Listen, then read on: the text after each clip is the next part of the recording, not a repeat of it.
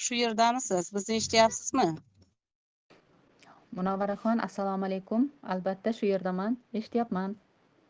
Va alaykum assalom. Qandaysiz? Ishlar bilan charchamayapsizmi? Biz Alhamdulillah, xursandmiz hammasi sizni joyida. bugungi suhbatda ko'rib turganimizdan. Salomat bo'ling, katta rahmat. Demak, Nima deysiz? suhbatimizni boshlayveramizmi? Boshlayveramizmi? Kelishguncha. Boshlayversak ham bo'ladi. Vaqt ham 12 daqiqa kech qoldik. Shunday. Umidaxon, bo'lmasa avvalo o'zingizni tanishtirsangiz, masalan biz sizni loyihalaringizni kuzatganmiz, biri-biridan ajoyib, juda ham havas qilamiz sizga. O'zingizni o'sha kasbingizni ustasi deb bilamiz va albatta bir ilmli ayol sifatida sizni bu davramizga taklif qildik.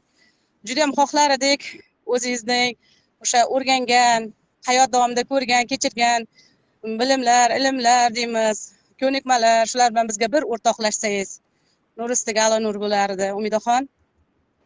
Xo'p, demak, suhbatimizni boshlashimizdan avval o'zim haqimda bajargan ishlarimiz haqida qisman ma'lumot berishim kerak. Tushunishimcha shunday. Yaxshi, Shunday. demak, ismim barchangizga ma'lum bo'lganidek Umida G'afforovaman. Kasbim jurnalist. Samarqand viloyati Bulung'ur tumanida tug'ilib o'sganman. Jurnalistika fakultetini o'qib, tugatib, mana shu kasbda faoliyat olib borishni boshlaganimizga ham salkam 25 yildan oshib 30 yilga yaqin vaqt o'tdi. Vaqt juda ham tezkor, shuncha vaqt o'tib ketganini hatto o'zimiz ham ortimizga qarab ba'zan hayrat bilan kuzatamiz. Va faoliyatimni, demak, jurnalistika fakultetini tugatgach aspiranturada o'qishni davom ettirdim. Mustaqillik davri islomiy ma'rifiy nashrlar shakllanishi mavzusida ilmiy ishimni qisman yoqladim. Oxirigacha yetib bormadim, ma'lum bir siyosiy sabablarga ko'ra. 12 yil davomida universitetda jurnalistika fakultetida talabalarga dars berdim va keyinchalik farzandlar tarbiyasi va yana ma'lum bir oilaviy sabablarga ko'ra ma'lum bir vaqt dam oldik va mahalla radio kanaliga ishga chiqdim. Oradan ma'lum bir vaqt o'tgandan keyin shuni ham aytib o'tishni xohlardim. İlk marta faoliyat boshlagan ishxonam ham o'sha avval Mash'al deb aytilardi. Hozirgi mahalla radio kanali Mash'al radio kanalida boshlaganman ilk jurnalistlik faoliyatimni va oradan ma'lum bir yillar o'tib yana o'sha ilk marta faoliyatimni boshlagan dargohga borib mana bir necha yillardan buyon faoliyatimizni olib boryapmiz. Juda ham ko'p eshittirishlar tayyorlandi bu davrda, ammo har kimni o'zini intilgan vaqtini sarflaganiga arziydigan mavzular bo'ladi. Allohga behisob shukur, niyat qilganimdek bugungi kunda mana 2015-yildan buyon mahalla radio kanalida Ma'rifat chiroqlari dasturini tayyorlab kelaman. Munavvaraxon, siz ham bu dasturimizni birinchi marta eshitgansiz. Alhamdulillahki, aynan ushbu dasturimizni juda ham ko'p muxlislari bor. Chunki bu eshittirishimizda o'z nomi bilan aytib turibdi. Insonlarga, tinglovchilarimizga imkon darajasida o'zligini tanitishga, Robbimizni tanitishga, ma'rifat, haqiqat, umuman olganda ilohiy ilmlardan, milliy qadriyatlarimizdan imkon darajasida ma'rifat ulashmoqqa harakat qilamiz. Ayni paytda ushbu dasturni turkumlar asosida tayyorlab kelyapman. Barchangizga mana shu klub orqali tanish bo'lgan, menimcha suhbatlari o'tgan edi. Akrom Malik, adabiyotshunos, navoiyshunos, olim yigit Hayratul Abror dostonining sharhi bilan anchagina navoiyshunoslar orasida, tinglovchilar orasida, yurtdoshlarimiz orasida tanilgan. Salkam 2 yil bo'ldiki, mana shu Hayratul Abror dostonini sharhlab kelamiz birgalikda. Va bu dasturimizni ham tinglovchilar o'ziga yarasha va eng muhimi biz Navoiyni tinglovchilarimizga, xalqimizga yangitdan qaytadan tanitish jarayonidamiz. Chunki men o'zim ham o'sha sobiq Sovet ittifoqi davrida maktab o'quvchisi bo'lganman. Navoiyni biz juda ham tor doirada taniganmiz, tushunganmiz, juda ham kam doirada bilganmiz. Bu hammangizga ma'lum, ammo bugungi kunda Allohga behisob shukrlar bo'lsin, Hazrat Alisher Navoiy rahmatullohi alayhni ham o'ziga munosib bo'lgan nom bilan, haq bilan had bilan taniyapmiz alhamdulillah. Va bunda o'sha Akrom Malik bilan tayyorlab kelayotgan dasturlarimiz juda ham qo'l kelmoqda. Va yana ikkinchi turkum aynan ma'rifat chiroqlari eshittirishida tayyorlab kelayotganimiz Shayx Muhammad Sodiq Muhammad Yusuf hazratlarining ishlarini munosib davom ettirib kelayotgan vorislari Odinaxon Muhammad Sodiq bilan birgalikda bu dasturni ham tayyorlab kelayotganimizga bir necha yil bo'ldi. Qur'oni Karim va hadisi sharifda ayollar masalasida kelgan oyat va hukmlar mavzusida bir necha dasturlar tayyorlaganmiz. Aynan ayollarimiz uchun nihoyatda manfaatli bo'lgan dastur. Bu dastur ham fursatdan foydalanib mana shu suhbatimizda ishtirok etayotgan barcha aziz ayollarni, erkaklarni ham tinglashda hech qanaqa monelik yo'q, chunki oilaviy masalalar juda keng o'rganiladi. Qolaversa bu Qur'oni Karimdagi hukmlar bo'lganligi uchun ham tinglashda hech qanaqa erkak yoki ayol deb, garchi mavzu ayollar masalasida kelgan hukmlar bo'lsa ham hech qanaqa monelik yo'q. Demak, haftani 5 kunida dushanba va juma kuniga qadar haftada 5 marta har kuni soat 22:00 da Ma'rifat chiroqlari dasturida mening muallifligim ostida berilayotgan eshittirishlarni kuzatib borishingiz mumkin. 107.8 FM to'lqinida. Hozircha menimcha yetarli bo'ldi, Munavvarxon.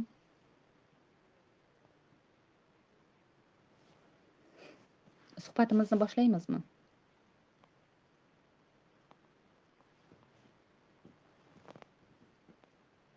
Bizni kuzatuvchilar soni oshib bormoqda.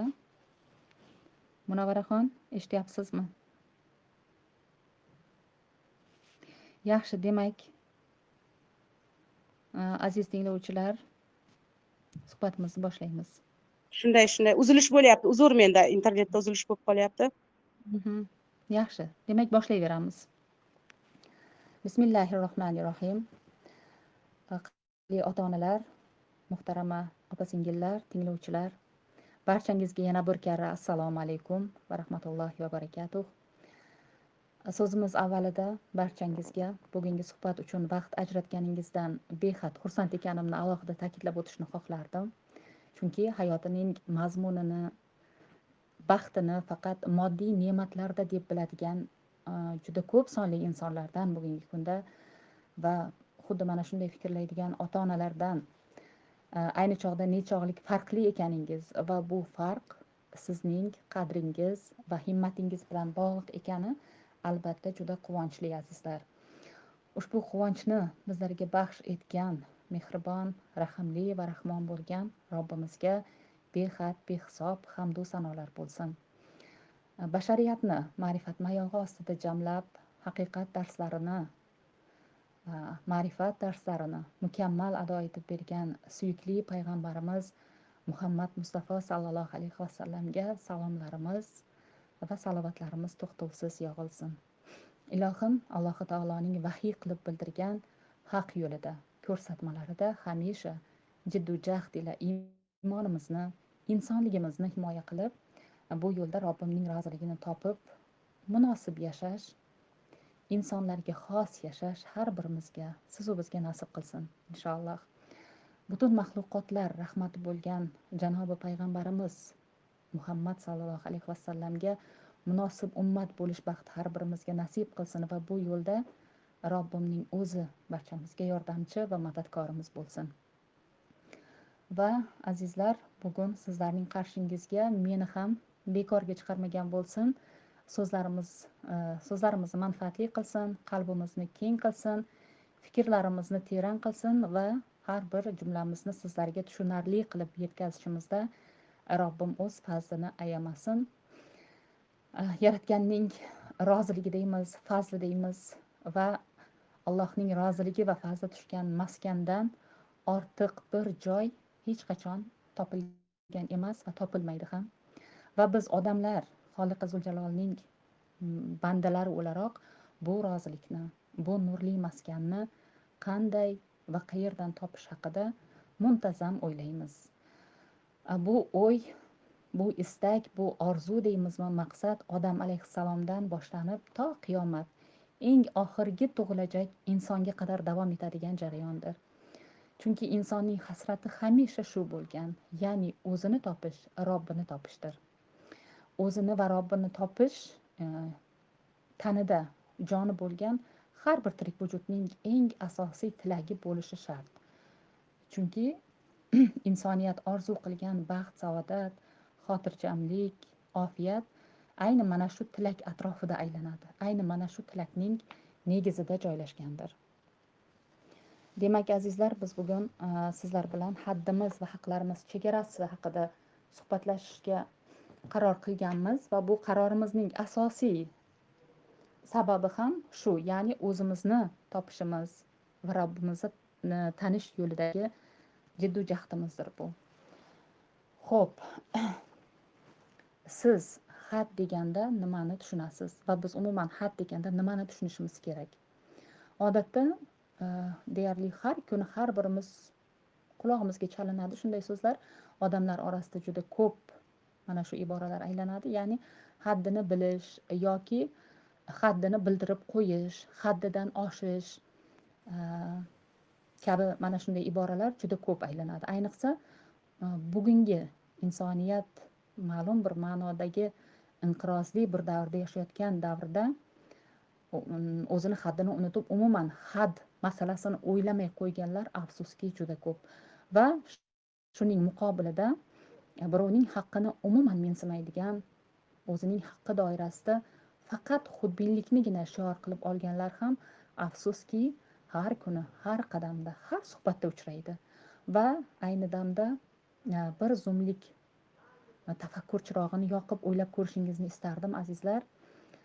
Bu jamiyatning, bu tiriklikning mezonini buzayotgan, oilalarning tinchini yo'qotib, do'stlar orasiga jiddiy rahnalar solayotgan muammo aslida shu emasmi?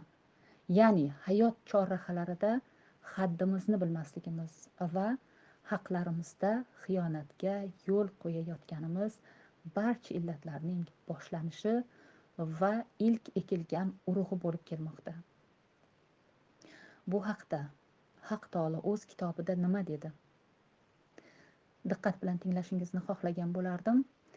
Banda toki boshqa bir bandaning oldidagi haqqida rozi rizolikni o'zi ado etmasa, bu haqni hatto Alloh taolo, ya'ni butun maxluqotlarning yaratuvchisi bo'lgan holda ham ado etmaydi.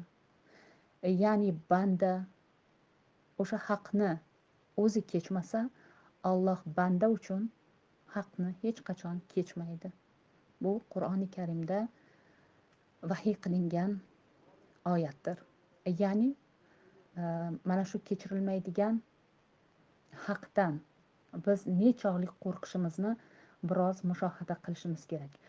Azizlar, bu shunchaki gap emas. Bu juda haybatli masaladir. Siz bu haqda avval ham eshitgan bo'lishingiz mumkin va bu bir quloqdan eshitib ikkinchi quloqdan chiqarib yuboriladigan doimiy gaplardan emas. Nihoyatda haybatli va nihoyatda e'tibor qilinadigan masaladir, azizlar. Bu dunyo hayotini qanday yashasak yashadik, u dunyo nima bo'lsa bo'lar deb omonat umrni o'tkazish ayni jaholatdan va diqqat qiling, o'zimizga zulmdan boshqa narsa bo'la olmaydi. Chunki bu dunyo hayoti bir ko'zgudir. Chin dunyoning soyasi deyiladi. Ajdodlarimiz bekorga yolg'onchi dunyo, o'tkinchi dunyo, bevafo dunyo degan iboralarni ishlatib, o'sha asrlar adog'idan biz avlodlarga meros qilib qoldirmagan.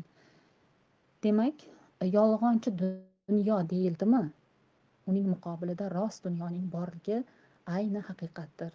Xo'sh, biz bu rost dunyoga qanday ko'chishimiz haqida o'ylaymizmi? Qolib ketmasligimizni hammamiz juda yaxshi bilamiz. Keldikmi, demak ketishimiz bor.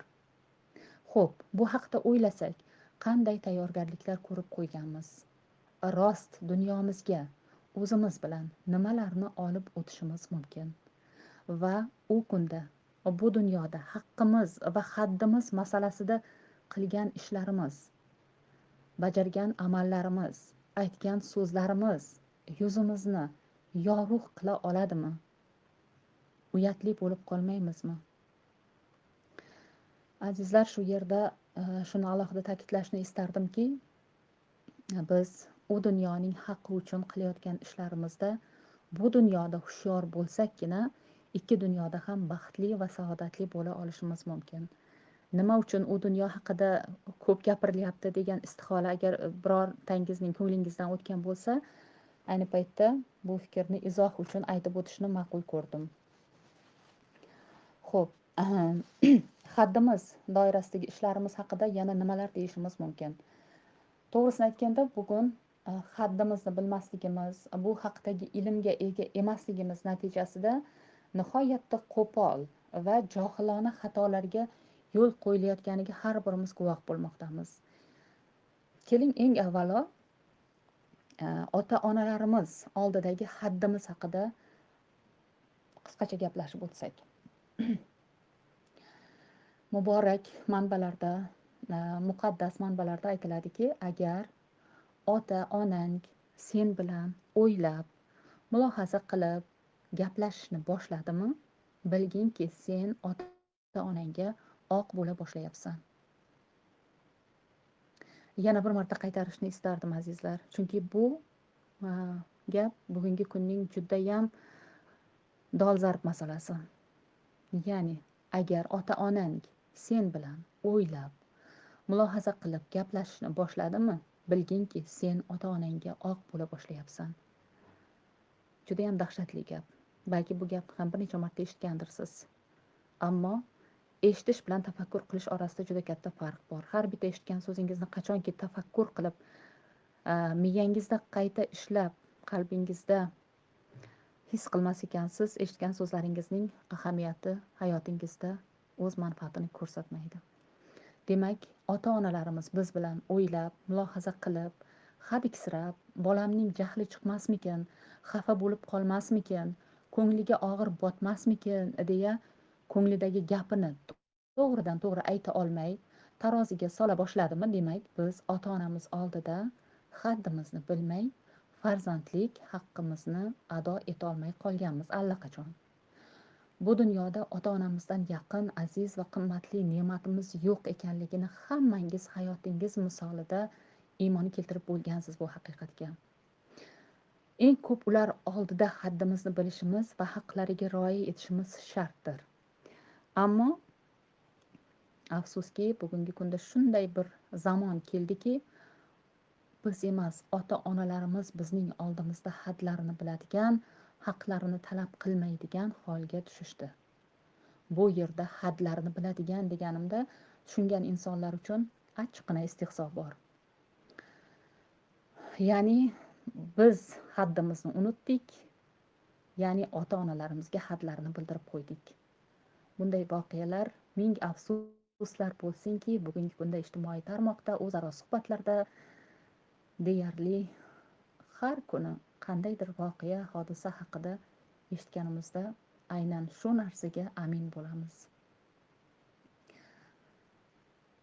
Bolaligimizda otang o'tirgan uyning tomiga chiqma degan gap so'zlarni juda ko'p eshitganman shaxsan o'zim, ammo afsuski bugungi kunda bu naqllar ham hatto iste'moldan chiqib ketdi. Bu yerda ham farzandning ota oldidagi haddiga nihoyatda katta bir ishora bor. Gap qaytarish, ko'nglini og'ritadigan so'zlar aytish, buyurgan ishlarni bajarmaslik haqida emas. Eng zarur ish bilan bo'lsa-da, hatto ota o'tirgan uyning tomiga chiqishga istihola qilish, to'g'rirog'i chiqmaslik kerakligi shart qilinmoqda. Mana buni haqiqiy had deyiladi. Aslida haddini bilish hayoli insonlarning amalidir. Hayosi yo'q inson xohlaganicha haddidan oshaveradi. Allohdan uyalmasang bilganingni qilaver degan so'z ham bor-ku ibora.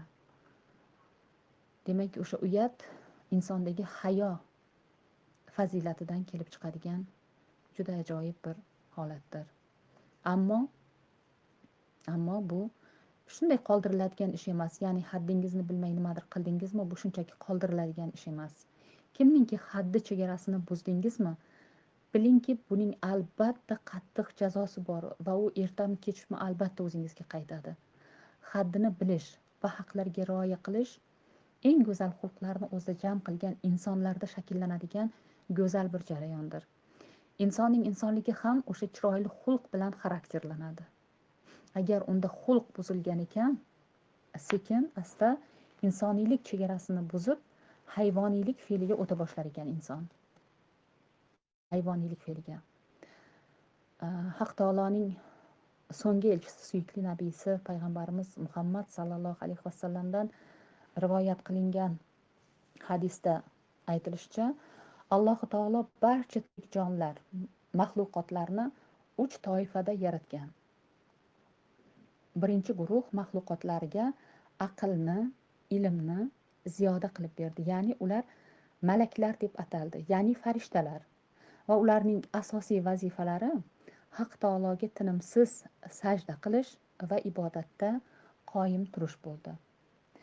Malaklarda aql hamisha ustundir. Ular behuda hoyu havaslarga boshlaydigan nafs ularda yo'q. Ularga nafs berilmadi. Ular Xudoy taolo ishqidan yaratilgan mutlaq nur bo'ldi. Shu sababli ularda gunoh qilishga moyillik ham yo'q.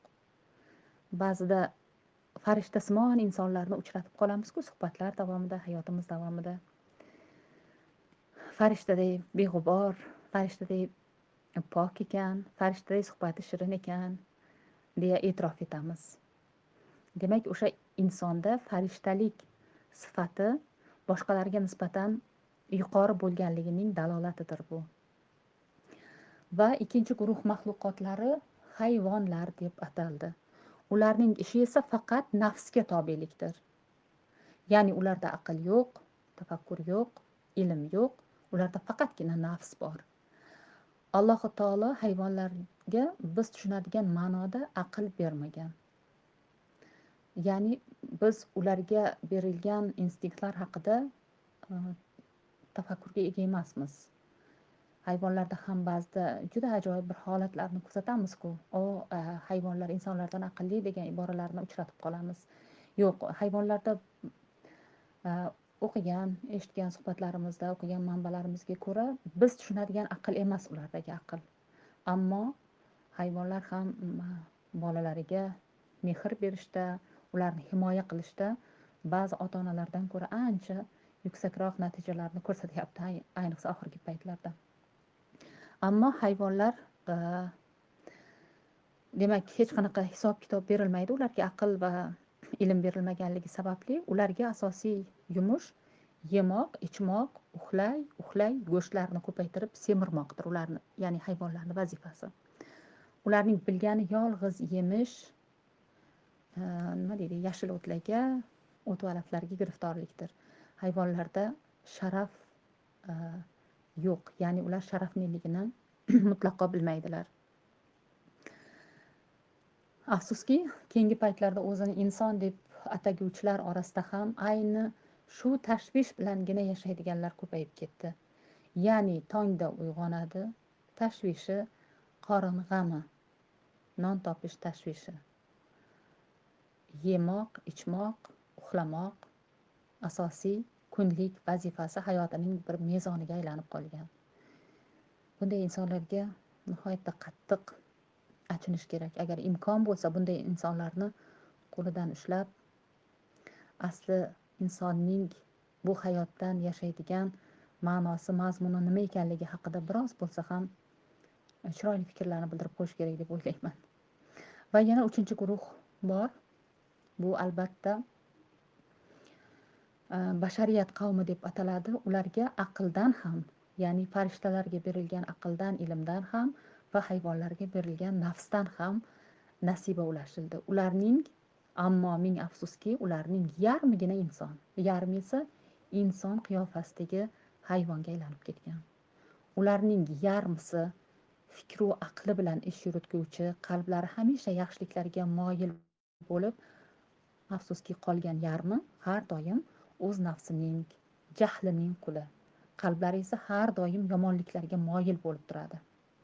Inson zoti uchun eng katta xatar hayvon sifati bo'lgan nafsdan, me'daning hirsidan va yeb ichishga moyilligi oshganidan kelib chiqar ekan. Ya'ni yeb ichishga ham ortiqcha hirs qo'yish insondagi hayvoniylik sifatini sekin asta oshirib boraveradi.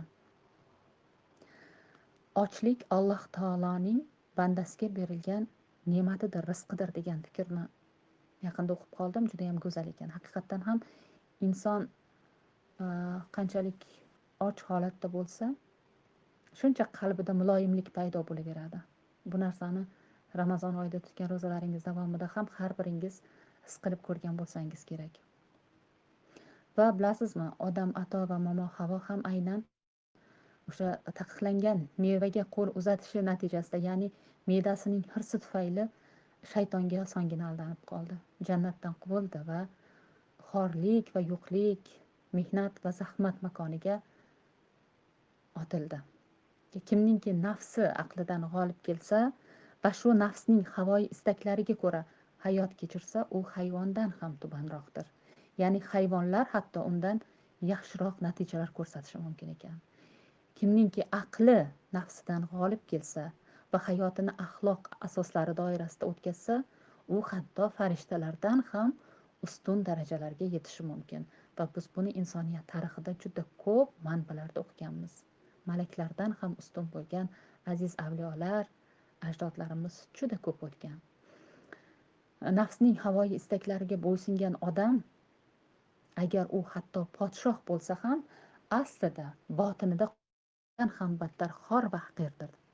Nafsning havoyi havaslariga qarshi borib sabr qilgan odam esa garchi tashqi ko'rinishdan bir xizmatkor, bir qul ko'rinishda bo'lsa ham, aslida u botiniga nazar solinsa, podshohlar kabi dunyo ne'matlarida odamlardan behojat bo'lar ekan. Demak, qarang, birinchi guruh, ya'ni farishtalar va ikkinchi guruh hayvonlar hech qachon bir-birlari bilan ixtilofga, urush janjalga bormaydi. Ular o'zlariga belgilab berilgan vazifalarni bajarishdan bir zum ham chalg'imaydi. Ammo bashar qavmining, ya'ni odamzodning hayoti o'sha insoniyatning ilk davridan odam ato va momo havoning farzandlari bo'lgan Qobil va Hobildan boshlandi. O'sha jangu jadallar, azob va mashaqqatlar bilan to'lib toshgan bir hayotni yashamoqda odamzod. Va bu hadlarini bilmagani, o'zlariga belgilab berilgan vazifalardan jiddiy bir tarzda toyib ketganlari va o'zgalar haqqiga tajovuz qilishlaridan kelib chiqqan natijadir. Va bunday insonlar hayvon qavmiga munosib bo'ldi. Alloh inom etgan farishtalik sifatlari ularda sekin asta barham topib, nafs, shahvat, hashmu havaslarga mutlaq berilib ketadi bunday insonlar. Bunday kimsalarning qalbida asta sekin o'sha nasibalar ulashilayotgan paytda berilgan farishtalarga xos bo'lgan sifatdan sekin asta to'kilib bora bir qatra ham qolmas ekan. Xo'sh, endi bunday insonlarga qanday najot qolsin? Berilgan eng katta imkoniyatni o'z nafslariga ergashib qo'ldan chiqarib bo'ldi. Ya'ni ular insoniylik hadlarining, diqqat qiling azizlar, ya'ni ular insoniylik hadlarining chegarasini buzdi va o'ziga, ya'ni yaratilish fitratlariga xiyonat qildi. Aslida insondan sodir bo'ladigan har qanday illat go'yo atrofga ziyon va zarar bergandek tuyulsa ham, bilsinlarki o'sha ziyonning eng katta qismi, zararning eng kattasi hamisha o'ziga bo'ladi. Ya'ni u tashqaridagi kimgadir emas, o'ziga o'zi zulm qilgan bo'ladi, boshqalarga emas. Xo'p, o'z nafsiga tobe bo'lgan inson, deylik, o'z haddini bilmay, kimga bo'lsa bo'lsin haqqini zoyi qildi deylik. Bu o'rinda u hech shubhasiz zolimga aylanadi. Biz musulmonlarning aqidasiga ko'ra esa zolim bo'lgandan ko'ra mazlum bo'lmoq sharafliroqdir. Chunki zolimga haq taolodan nasiba yo'q. Mazlumning esa duosi hatto u kofir bo'lsa ham ijobat ekani aytilgan. Qarang, Alloh taolo qanchalik o'z bandalariga mehribon zot. Qadrli ota-onalar, muhtaram tinglovchilar, ayni shu holatingizda bir zum o'ylab ko'rishingizni xohlagan bo'lardim. O'zingizni qisqa bir muddatga nazorat qiling. bugun, kecha, undan avval haddingizni unutgan voqealar bo'ldimi? Noo'rin qattiq jahlingiz chiqib ketdi deylik. O'zingizgagina tegishli bo'lgan muammo atrofida bu muammoga butkul mutlaqo aloqasi bo'lmagan odamlar ko'ngliga ozor berib qo'ydingiz. Kimningdir haqqi sizga beixtiyor o'tib ketdi va bu sizni zarracha ham bezovta qilmadi. Yoki qo'lingizdan kelsa ham sizning yordamingizga muhtoj bo'lib turgan bir insonga yordam bermadingiz. Bunday voqealar hayotimizga bugungi kunga kelib shu qadar singib ketganki, hatto e'tibor ham bermaymiz. Ammo azizlar, yelkamizda o'tirgan ikki muakkil farishta bizning ishlarimizda bizdan ko'ra juda ogoh va ziyrakdir. Ular biz olayotgan nafasning hech birini unutmaydi, har birini sanab sanog'i bilan yozib qo'yadi va kun kelib biz ular yozib borayotgan hayot daftarimizni albatta qo'limizga olamiz. Ammo qaysi tarafimizdan, o'ngdanmi va yo chapdan? Shu haqida har kuni bir marta bo'lsa ham bir o'ylab qo'yadiganlar bormi orangizda?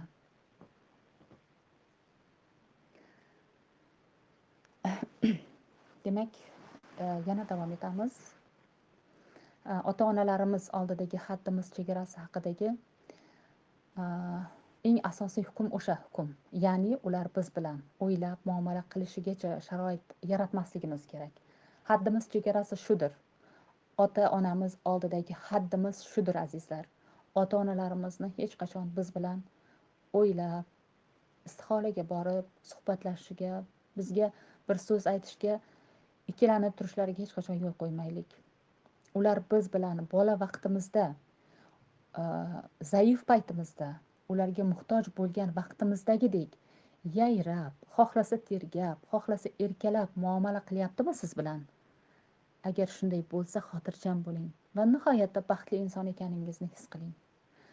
Aks holda esa o'zingizni tezda isloh qilishingiz shart.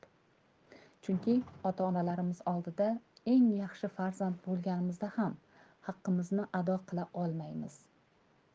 Uning aksi bo'lgan badfellik bilan muomala qilsak, Alloh taolo bizga qanday muomala qilishini tasavvur qiling endi. Bu hayotda hamma insonlar bir-biriga Allohning omonatidir. Go'dak paytimizda biz ota-onamizning omonati bo'lgan bo'lsak, biz ulg'aygach, ular bizga Robbimning omonati bo'ladi. Shular qatorida umr yo'ldoshlarimiz, farzandlarimiz oldida ham haddimiz va haqlarimiz chegarasi bor albatta. Haddini bilgan haqqa xiyonat qilmaydi deyishadi. Ayol erkakning, ya'ni xotin erning avval Alloh tomonidan, keyin esa albatta ota-onasi tomonidan unga ishonib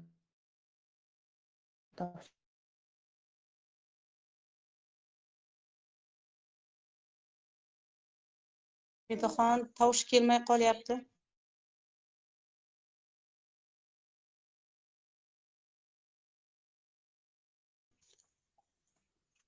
Umidaxon,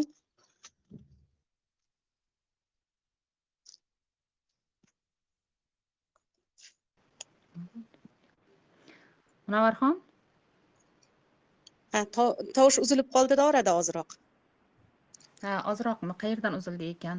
Mayli. Davom etavering, Yaxshi, davom etamiz. Yaxshi, davom etamiz unda. Eshitilyaptimi? Eshitilyapti endi. Aha, yaxshi. Agar shunday muammolar bo'ladigan bo'lsa, bir og'iz ovozingizni chiqarib ma'lum qilib tursangiz, Xo'p bo'ladi. e'tiborliroq bo'lamiz albatta. Demak, davom etamiz. Ota-onaning farzandlar oldidagi had va haqlar haqida gaplashyapmiz. Demak, barchangizga ma'lumki, farzandlar ham ota-onalar uchun Allohning omonatidir. Bu mening bolam, xohlaganimni qilaman deyishlik bilan albatta o'sha hadlar buziladi va haqlar paymol bo'ladi. Keyingi paytlarda barchangizga ma'lum bo'lsa kerak, ijtimoiy tarmoqlar orqali juda ham keng tarqaldi, juda ham ayanchli voqealar, ota-onalarning o'z farzandlarining qotiliga aylangani haqidagi voqealardan menimcha barchangiz xabardor bo'lgan bo'lsangiz kerak. Bu endi odamzodning eng jirkanch ishi va tubsiz bir jarlikka qulaganiga ishoradir. ba'zan o'ylab qolamizda, odamzodda bu darajadagi shaytoniylik qayerdan paydo bo'ldi? Qayerdan bo'lardi? Albatta shaytondan va o'z nafsining, shahvatining dushmanligidan paydo bo'ladi.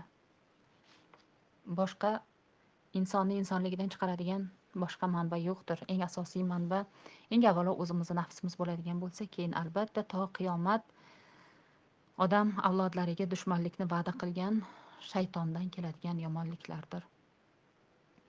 Ya'ni insoniylik haddini bilmaslik, inson degan chegarani bosib o'tib hayvoniylik desak ham bo'ladi. Yo'q, hayvondan ham battar bir xorlik hududiga yetib kelganlik alomatidir. Ya'ni insonning qotillikka qo'l urishi. Yana qotillik bo'lganda ham o'z farzandining qotili bo'lishi bu nihoyatda ayanchli va dahshatli bir holat. Robbim har birimizni bunday yomonliklardan, bunday dahshatlardan o'zi asrasin. Bilasizmi, bola haqqiga shu qadar e'tibor qiladigan oilalarni uchratganman. Hatto katta farzandining roziligi bo'lmasa, o'sha katta farzandiga kichik va tor kelib qolgan kiyimini ham kichik bolasiga kiydirmaydi. Qachonki deylik o'sha aka yoki opa o'z ixtiyori bilan kiyimini ukasiga bersagina, ota-ona ham bunga rozi bo'ladi. Biz bilmagan bunday haqlar qanchaligini bir tasavvur qilib ko'ryapsizmi? Chunki had va haq mana shunday nihoyatda nozik bo'lgan masaladir. Ya'ni biz allaqachon o'z johilligimiz va qo'polligimiz bilan buzib sindirgan, uzib so'ritgan bir guldir had va haq. Had bir go'zal gul bo'lsa, haq yana bir go'zal guldir. Har qadamda chegarasi buzilgan hadlar, paymol etilgan haqlarga esa tinimsiz duch kelyapmiz. O'zimiz ham bilib bilmay ba'zan mana shunday ishlarni qilib qo'yamiz. Ayniqsa birovning haqqidan qo'rqmaydigan, osonlik bilan o'zlashtirib ketayotgan va ma'lum bir tadbirlarni qo'llab birovning haqqini o'ziga halol qilib oladigan insonlar haqida ham eshitib qolamiz. Bunday vaziyatlar ham deyarli har birimiz hayotimizda uchraydi, afsuski. Keling, hech ikkilanmay shu masalada eng avvalo har birimiz o'zimizni o'zimiz tergov qilaylik. Qanchalik begunoh bo'lib chiqamiz bu tergovdan keyin va begunoh ekanimizga ishonchimiz komil bo'lmasa, o'zimiz o'zimizga qanday jazoni ravo ko'rardik? Ya'ni boshqalarning haqqini bilib bilmay yeb qo'ygan holatlar yoki haddi chegarasini buzib ko'ngliga ozor berib qo'ygan holatlarimiz uchrab turadi har birimizda. Donishmandlarning nihoyatda e'tibor qilinadigan bir gapi bor. Ya'ni ular muammolaring seniki, odobing esa xalqniki deyishadi. Endi bu masala har birimizning jamiyatdagi haddimiz bilan bog'liq. Hech kimga o'z muammolari oqibatidan kelib chiqib zarra qadar ham qo'pollik qilishi, xafa qilishi mumkin emas. Azizlar, unutmang, og'zingizdan chiqqan hech bir gap yoki vujud a'zolaringiz bilan qilgan yomon ish izsiz ketmaydi. O'zingizga albatta qaytadi. Sizga qaytmasa, farzandingizga qaytadi. Farzandingizga qaytmasa, aylanib kelib nabirangizga qaytadi. Siz bitta xato qilasiz. Jabrini esa sizdan keyingilar ko'rishi mumkin. Va yana shunday aksioma bor. Isbot talab qilmaydigan haqiqat. Eng suygan, dilingiz bilan yaxshi ko'rgan odamingiz hayotida siz qilgan xatoning jazosini ko'rib qolishingiz mumkin. Ba'zan ko'p yaxshi ishlar bilan band bo'lgandek yurasiz. Kutilmaganda boshingizga bir ish tushadi. O'shanda beixtiyor nima uchun degan savol miyangizda charx uradi. Bu balki Allohning sizni toblash uchun, bizni toblash uchun yuborgan bir sinovi bo'lishi ham mumkin va yoki qaysidir ajdodimizning, qaysidir bizdan avval o'tgan ajdodlarimizning qaysidir bir gunohiga to'lov qilayotgan bo'lishimiz ham mumkin ekan. Va umumiy xulosa qilib aytadigan bo'lsak, azizlar, biz bilmaymiz. Bilguvchi Allohdir. Bilganimiz esa shuki, bizni, ya'ni bashariyat qavmini odamzodni Alloh taolo yaxshiliklar ustida qoyim bo'lish uchun sevib, suyib yaratdi. Shu sevgiga munosib bo'lishga harakat qilishimiz Alloh taoloning, Xoliqi Zuljalolning, Robbimizning bizning ustimizdagi haqqidir. Mana shu haqqa rioya qilsak, ya'ni Alloh taoloning ustimizdagi haqqiga rioya qilsak, haddimiz ham, haqqimiz ham o'zimizda qoladi. Qadrli ota-onalar, yuqorida so'zimiz boshida aytib o'tdim. Demak, o'sha mahalla radio kanalida bir necha yillardan buyon buyuk alloma Jaloliddin Rumiyning masnaviy ma'naviy asarini qo'ldan kelgancha sharhlab, nasriy bayonini tayyorlab efirga berib kelyapmiz. Shu kunlarda bir mutolaa jarayonida bir rivoyatga duch keldim. Ijozatingiz bilan hozir ayni shu haqda qisqacha gapirib o'tsam. Ya'ni bu rivoyat shunday. Qadim zamonda bir shoh saroyida shunday bir xizmatkor bo'lgan ekan. Uning har ishida aqli pastligi sezilib turar ekan. Ammo shuning barobarida bu qulning hirsi, shahvati nihoyatda balandligi bilan ham taniqli ekan. Ya'ni u na haddini biladi va na haqqiga rioya etadi.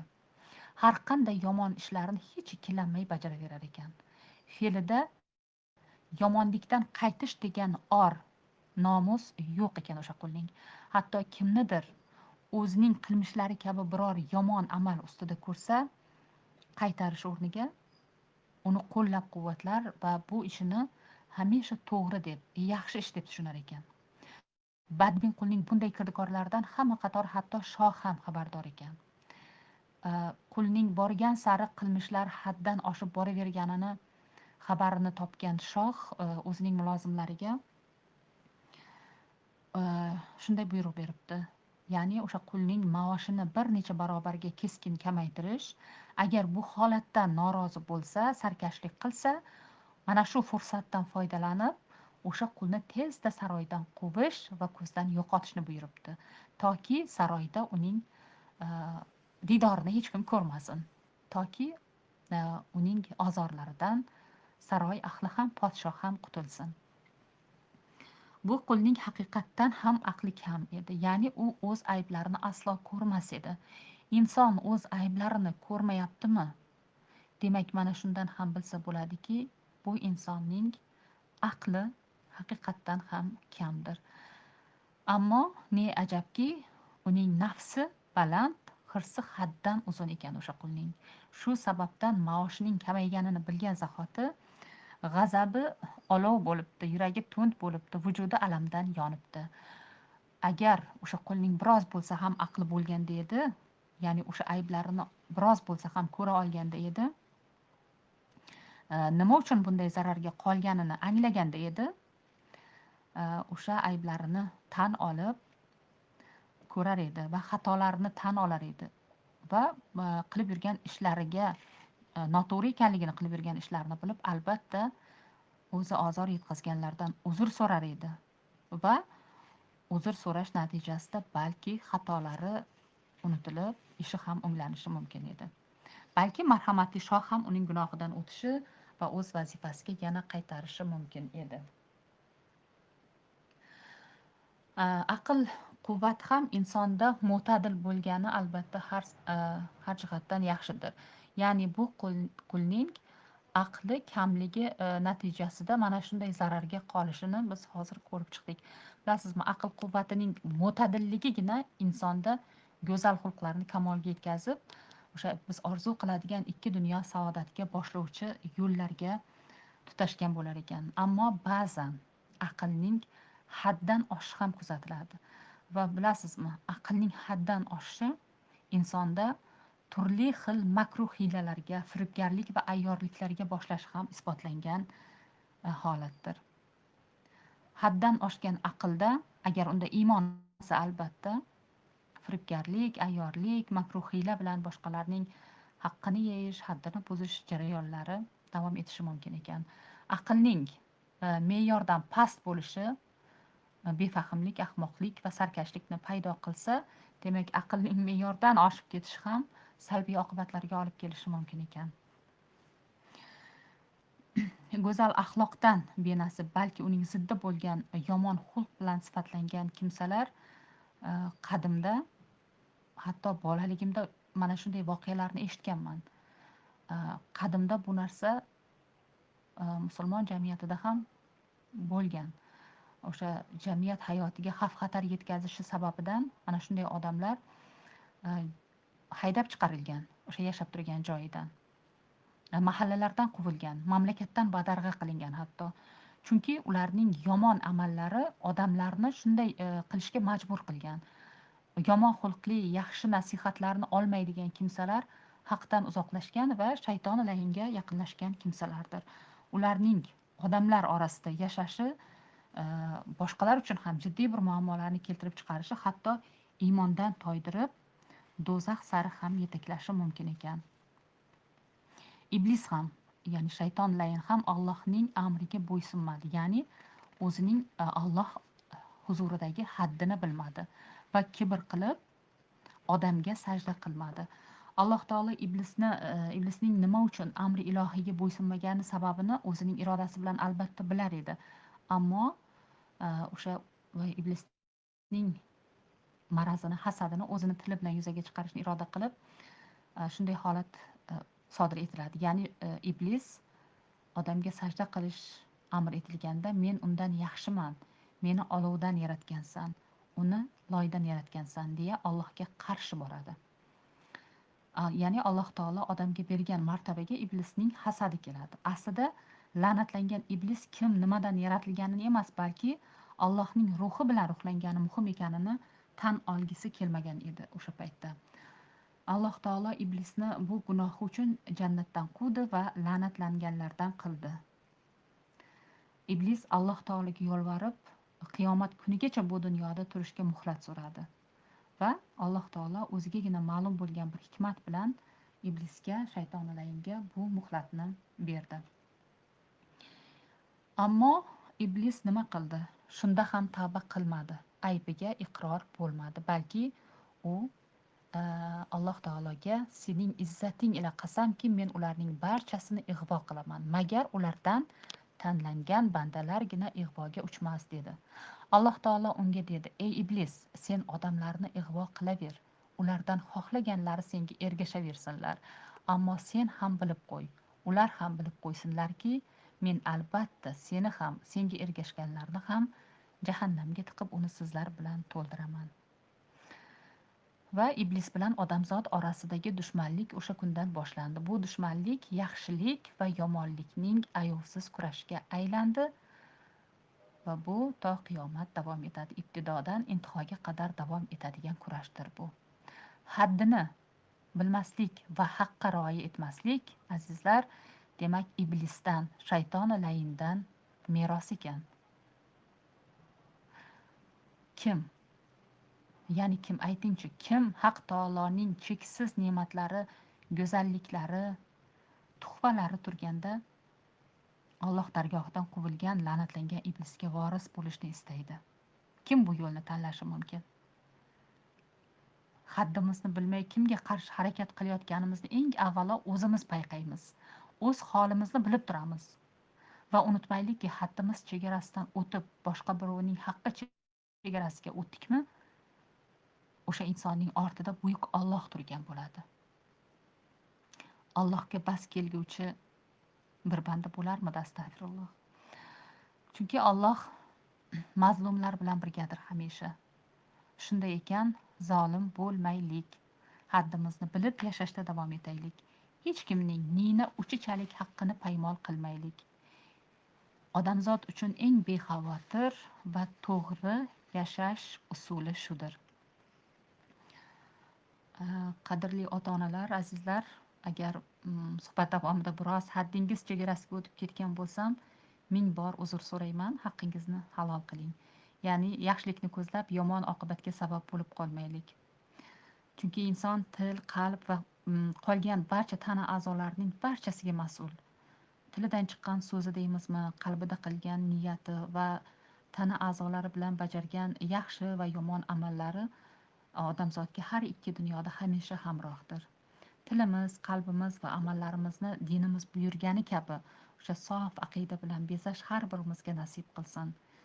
Insonning butun mohiyati uning qalbida aks etadi. Ya'ni qalb ko'z bilan ko'rib, qo'l bilan ushlab bo'lmaydigan latif bir olamdir, rabboniy borliqdir. U o'ziga bir xos olam. U o'sha biz istaydigan, biz intiladigan ilmu ma'rifat, idrok va tafakkurning ham maskani qalbdir. Va iymon atalmish go'zal ne'mat ham ayni shu maskandan ildiz otgan. Qalb pok, iymon salomat bo'lsagina o'z sohibini oliy martabalarga yetaklaydi. Inson idroki shunchaki kuzatganda ojizlik qiladigan millionlab sir sinoatlar hayotimizning har lahzasini qamrab olgan. Buni o'sha tabiatning mo'jizalarida ham kuzatishimiz mumkin. Tun kirishi bilan osmonga oyning chiqishi, yulduzlar bilan to'lib toshishi, tong otishi bilan quyoshning nur taratishi, yam-yashil maysalar, jildirab oqayotgan suvlar va o'zimizning inson vujudiga joylangan mo'jizalar ham nihoyatda mukammaldir. Bu hayotimizni har bir lahzasida har birimizga duch keladigan ajoyib bir holatlar, ya'ni insonni iymonga, Alloh sari chorlaydigan ajoyib bir haqiqatlardir. Aslida iymon otliq quvvatimiz bilan tafakkur etishimiz mumkin bo'lgan haqiqatlar bugun ilmiy kashfiyotlarda ham o'z tasdig'ini topib kelyapti va bu dalillar har birimizning buyuk yaratuvchiga bo'lgan ixlosimizni, iymonimizni yanada mustahkamlashiga albatta umid qilamiz. Azizlar, har birimiz yaratganning bandalarimiz, u zotning maxluqotlarimiz. Tanamizdagi jonimiz undan omonat. Jonimizga makon qilingan vujudimiz ham uning omonati. Tana a'zolarimizning har biri, qo'limiz, oyoqlarimiz, qoshimiz, ko'zlarimiz, so'ylaydigan tilimiz, tinglaydigan qulog'imiz deymizmi, sochimizdan tirnog'imizga qadar, xullas ulug' Parvardigorimizning bizga bo'ysundirilgan lashkaridir. Endi aytingchi, bir o'ylab ko'ring. O'zimizda o'zimizniki bo'lgan nimamiz qoldi? Men deyayotgan, boshqalarning haqqini yeb, hadlarni buzib o'tayotgan menimiz qani? Shunday ekan, nimamizga kibr qilamiz, nimamizni kim deb tasavvur qilamiz? Ya'ni yo'qmiz, ammo yo'qligimizni tan olmaydigan sarkash qaysarlarimiz xolos. Ulug' Robbimiz qarshisida mana shu yo'qlik bilan, mana shu hokisorlik bilan tura olsakkina bandalikka loyiq bo'larmiz balki. Ya'ni yana o'sha gap, haddimizdan oshmaylik, haqqimiz chegarasini bilaylik. Balki bugun hal etilmay turgan muammolar haddimizni bilishimiz bilan hal etilar, haqlarimiz chegarasini anglashimiz bilan o'sha muammolardan ham xalos bo'larmiz.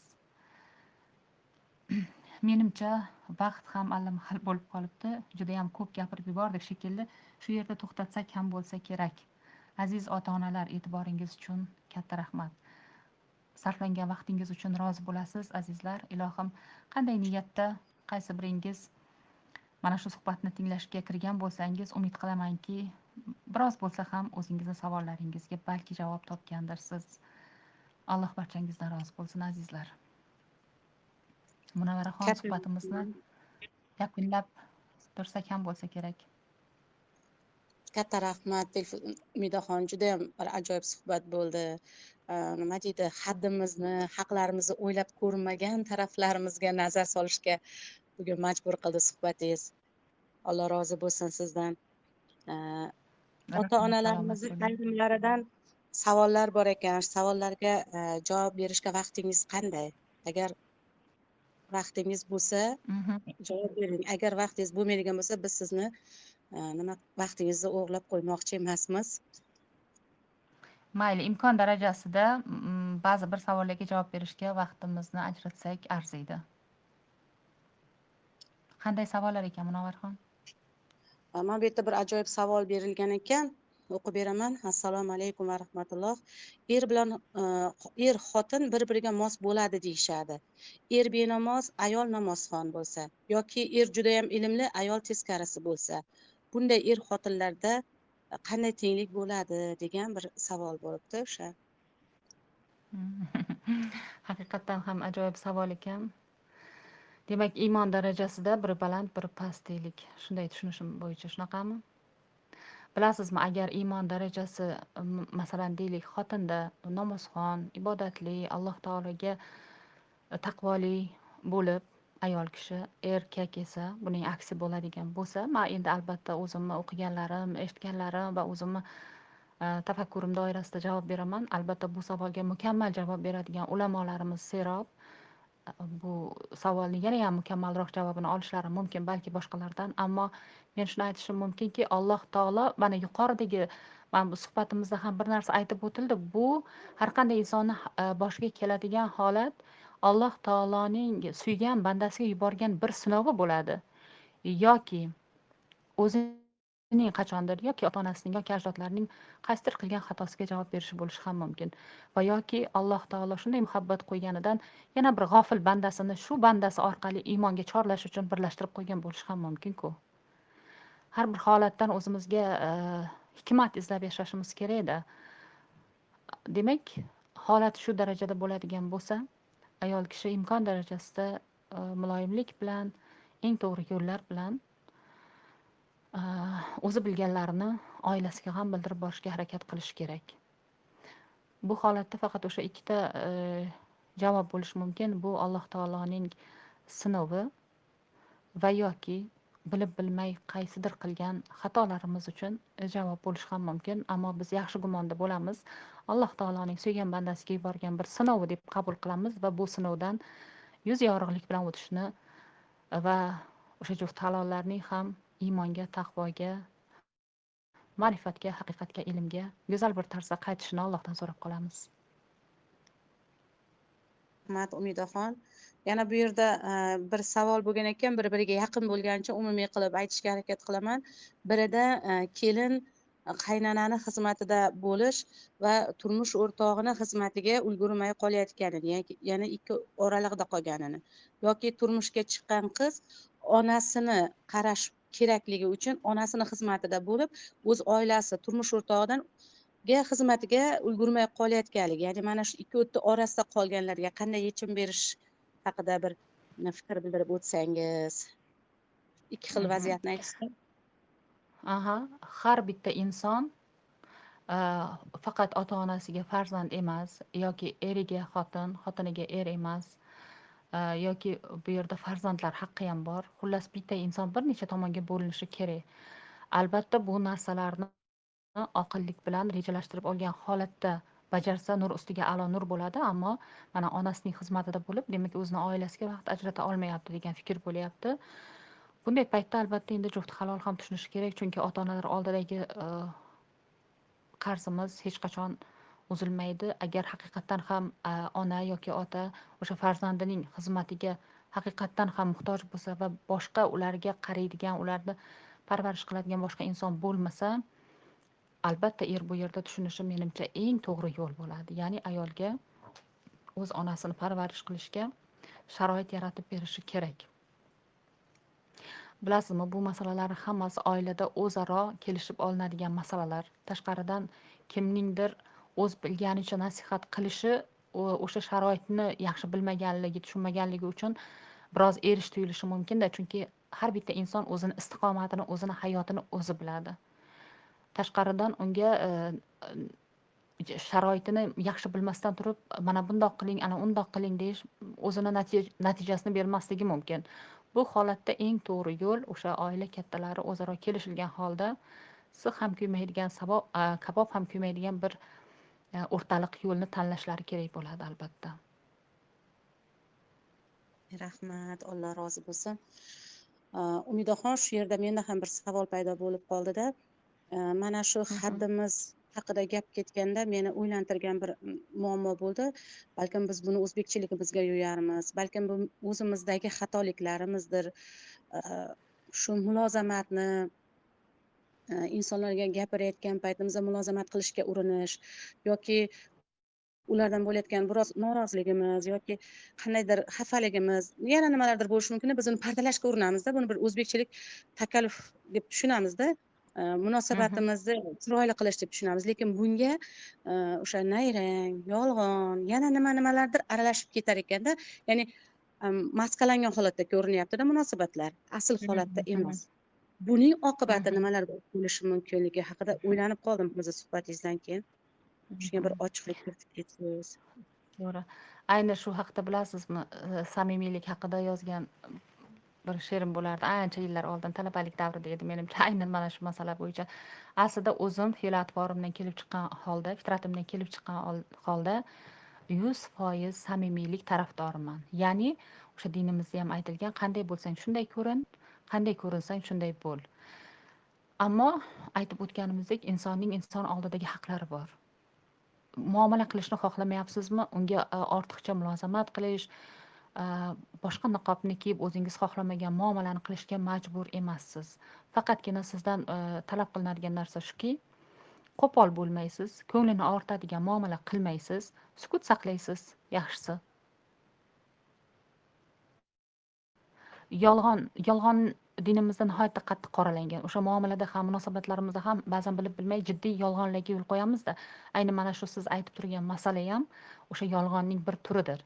Ya'ni o'zimiz yaxshi muomala qilishni deylik, ma'lum bir sabablarga ko'ra o'sha holatni sodir etishni xohlamaysiz. O'zimiz xohlamagan bir ishga o'zimizni majbur qilamiz.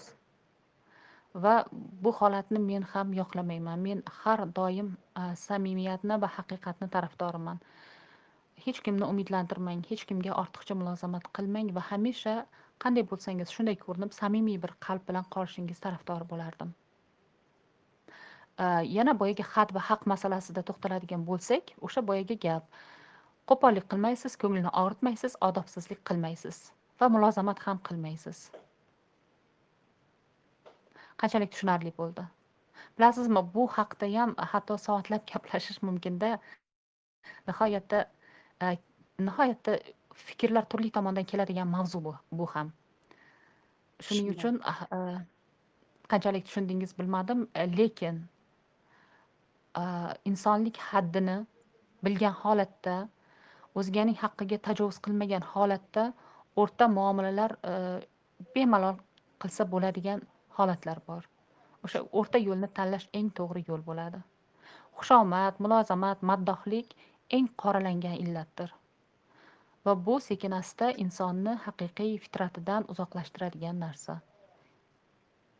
Odob, axloq doirasidan chiqmagan holatda samimiyatni ushlab qolish eng ma'qul yo'l.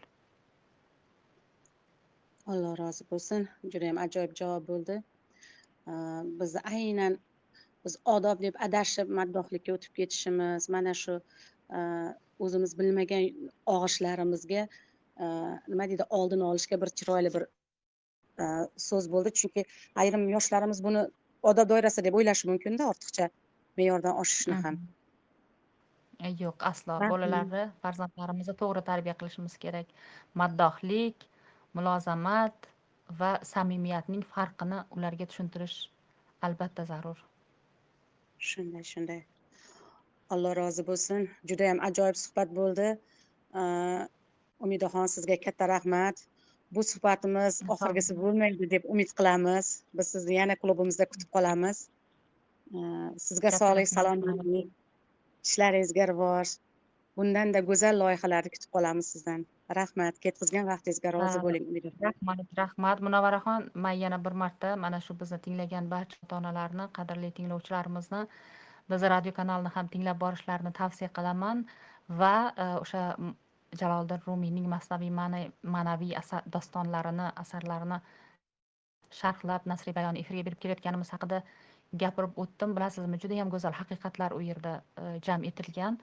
Har kuni soat ertalab 8:30dan 8:40ga qadar 10 daqiqa davom etadi. Imkonlari bor tinglovchilarimiz bizning dasturlarni ham tinglab borsa xursand bo'lgan bo'lardim va o'sha ma'rifat chiroqlari dasturimiz har kuni soat 22:00 da efirga beriladi. Bu fikr bilan, bu taklif va tavsiya bilan men o'zimni eshittirishlarimni reklama qilish niyatida emasman aslo. Balki o'sha dasturlarda mutaxassislar tomonidan, suhbatdoshlarimiz tomonidan bildirilayotgan go'zal ilm darslarini, ilmu ma'rifatni egallashlarini va undan manfaat olishlarini xohlagan holda shu fikrni, shu taklifni bildiryapman. Albatta, juda ham ajoyib loyiha. Biz albatta buni tinglab borishga harakat qilamiz. Ota-ona klubimizga tashlab qo'yamiz. Yaxshi. nimalarni. Mhm. Ko'p yashang, rahmat. Rozi bo'ling ketayotgan vaqtingizga yana bir bor. Hurmatli ota-onalar, ertaga ham bir ajoyib suhbat bizni kutyapti. Xudo xolasa ertaga yana sizlar bilan uchrashamiz. Barchangizga rahmat. Vaqt topganlaringiz uchun, tinglaganlaringiz uchun va suhbat yozib olindi albatta. Kimniki vaqti bo'lmay qolgan bo'lsa, albatta suhbatni tinglashi mumkin bo'ladi. Ota-onalar kanalimizga ham, ota-onalar klubimiz gruppasiga ham joylab qo'yamiz buni. Rahmat Umidaxon yana bir marta. Salomat bo'ling. Xayr.